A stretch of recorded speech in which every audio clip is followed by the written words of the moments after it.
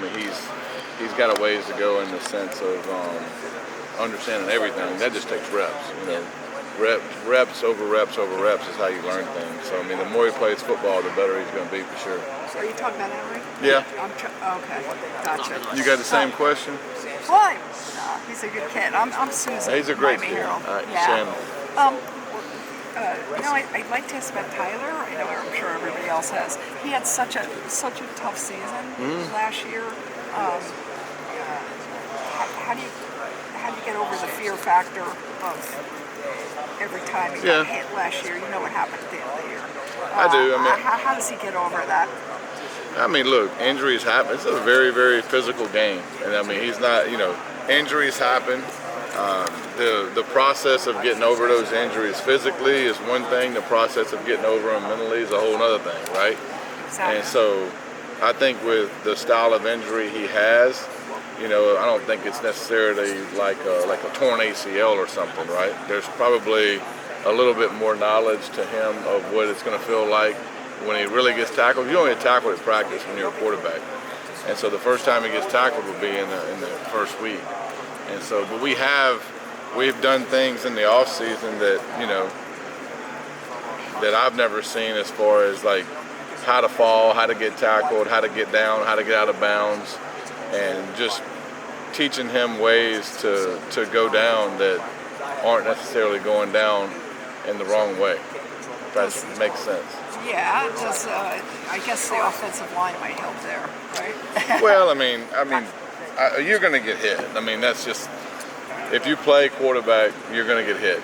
And I mean, I never blame the O-line on sacks. I mean, quarterback's job is to get rid of the ball before they get to you. And so, and when you're extending plays or you're running with the football, your job is to protect yourself. And so that there's a growth process for quarterbacks to understand when to get down, you know, because ultimately you got to know when the journey's over. That the end of that journey is different in every phase of the game. The more you move up, that journey gets over quicker because people get to you quicker, right? And so, to me, that's just a process of just, you know, knowing that, look, I'm going to have to make some plays with my feet every now and again, and when I do, I need to get out of bounds or get down, you know? Don't try to get the extra 2 yards. It's not worth getting hit over, right? And so I don't necessarily know, like, I don't know the hit that got him hurt or whatever, but I'm just saying, in general, that's a quarterback's maturation process as far as, like, hey, if you're going to conserve your body, big guys out there running around, I mean, you got to do your part to conserve your body. I can't necessarily blame that on somebody else, you know. What is God, this is like a cliched special about him? How is he different, or is he not than other quarterbacks you've coached? I think everybody's different, and a lot, you know, I mean, there's similarities and differences of quarterbacks that I've had through the years with Tyler. I mean, I think him and Toon have some similar characteristics as far as how they are on a day-to-day basis. You know, their personalities are very similar. Their skill sets are similar. I mean, both of them are natural throwers of the football. I mean, I thought, you know, Toon's probably more athletic than people, you know, gave him credit to be. But I think, I'm just saying Toon because he's the last guy I coached. But I mean, you know, I think every quarterback is different, and it's my job to figure out what they're good at, you know, and figure out how they like to get coached too. So what's he good at? I think Tyler's good at throwing the ball on time, accurate from the pocket, which is good. How would you assess this entire offense as far as talent is concerned to other teams that you've coached? Oh, I think we're talented enough. I was happy with the talent level when I got here, and we're adding more pieces as we go. That's never going to be an excuse. I mean, we'll see how it goes when we start playing real football. But we got playmakers out there. You know, we just got to do our job. Coach Cristobal said that you are really kind of accentuating the talents of these players. What do you think he means by that?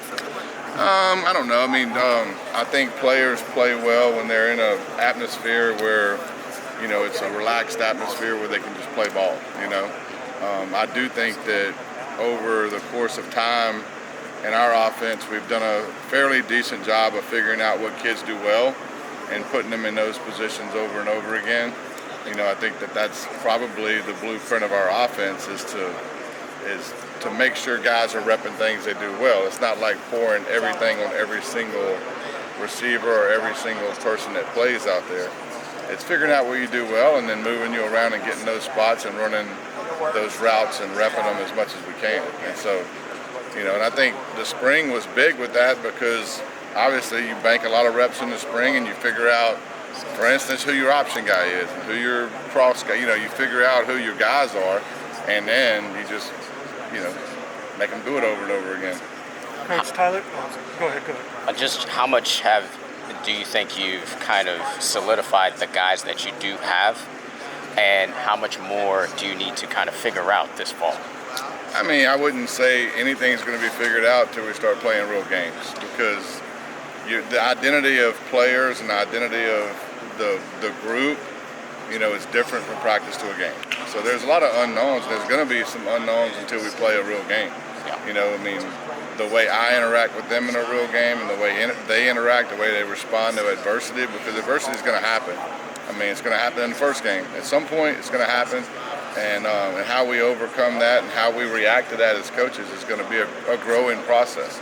And so I don't think you know a lot about your team or about your group until you start playing real games. And I think that identity forms over the course of the season with every year. And every year is different, right? Coach, you just in games, have you decided if you're going to be up or down during games? I'll be down. And why? Can you explain why you like that? I like to talk to the quarterback in between drives. There's two things, and I've been up and down. I've been down more than I've been up. I like communicating with the quarterback, during the course of the drive. That way, if I want to change things, it gets changed instantly, right? There's a lot of our offense that changes at any point in time before the snap. And so, not that we do that all the time, but it happens, right? And so going through a third person sometimes slows that down. That's not the biggest reason. The biggest reason is in between drives, I like to look in your eye and have conversations with you and sit down next to you and see your demeanor and see how you're doing, and then have the next drive. And every drive is kind of their own little lifespan. And then we sit over, talk about what happened, good, bad, or indifferent, talk about what we're gonna do. If we need to flush something bad, then I can be more of a, hey man, this, everybody, you gotta get over it, Or if it makes the greatest play in the world, it's the same thing. Hey, you gotta get over it, You gotta play the next play. And so I just like that interpersonal contact that you get when you're on the sideline that you don't necessarily get from the box. I've always